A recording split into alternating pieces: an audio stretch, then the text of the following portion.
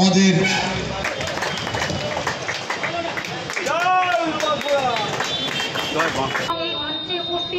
ধারাবাহিকভাবে তৃণমূল কংগ্রেস যুব তৃণমূল কংগ্রেসের তরফে রক্তদান শিবির রক্তদান উৎসব বলা যায় অনুষ্ঠিত করছেন পলাশ রায়।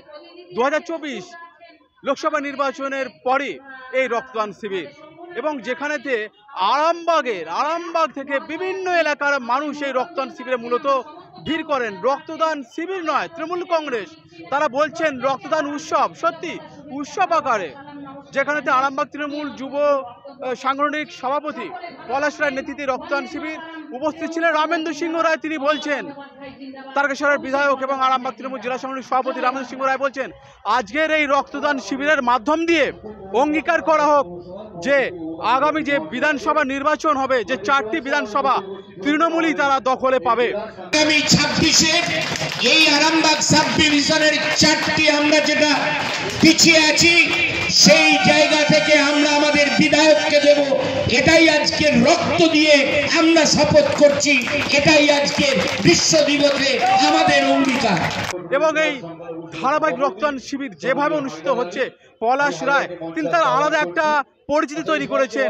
কোনো বড় নেতা মন্ত্রী বা বিশেষ কোনো ব্যক্তিরা মঞ্চে আলোকিত ঝলমল করবে, রক্তদান শিবির হবে, সেটা তো আলাদা একটা ব্যাখ্যা আছে, সেটা তো আছেই, কিন্তু তিনি ওইটা চাইছেন না, চাইছেন রক্তদান শিবির রক্তদান উৎসব এবং যে উদ্দেশ্য মহৎ সৎ উদ্দেশ্য সেটা যেন মানে সম্পূর্ণ হয়।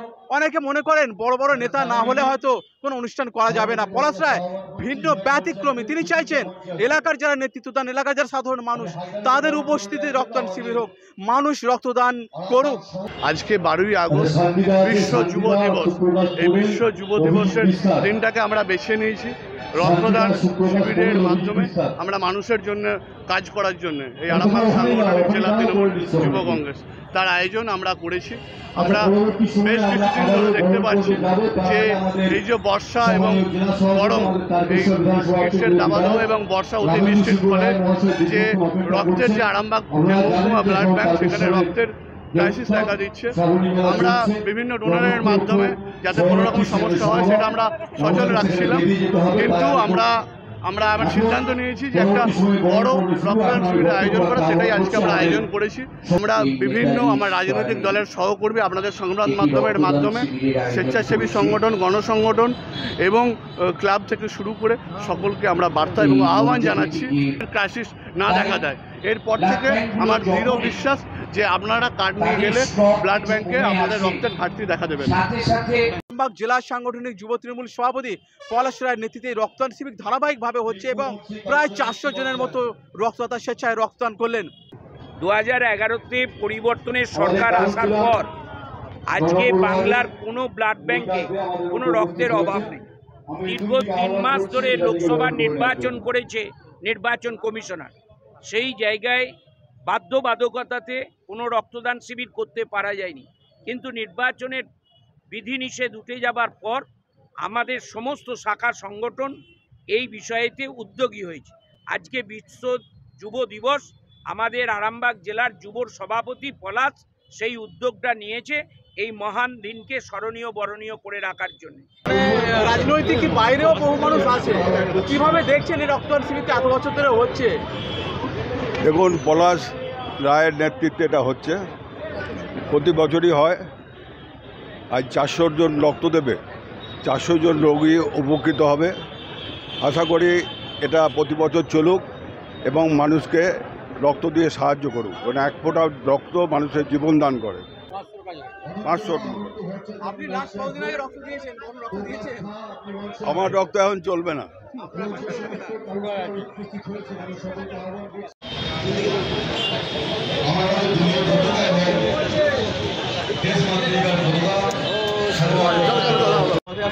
আরামবাগ 8 নম্বর ওয়ার্ড টোটো ইউনিয়ন থেকে আসছে। এর আগে কোন রক্ত দিয়েছেন? হ্যাঁ দিয়েছি, এবারে কবার? এটা 10 বার হবে।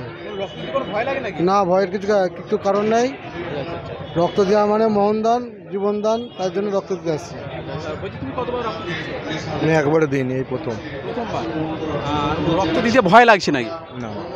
এবারে রক্তদান শিবিরে এবারে 2024 কেমনভাবে দেখছে? 2024 রক্তদান শিবিরে আমাদের নির্বাচনের কারণে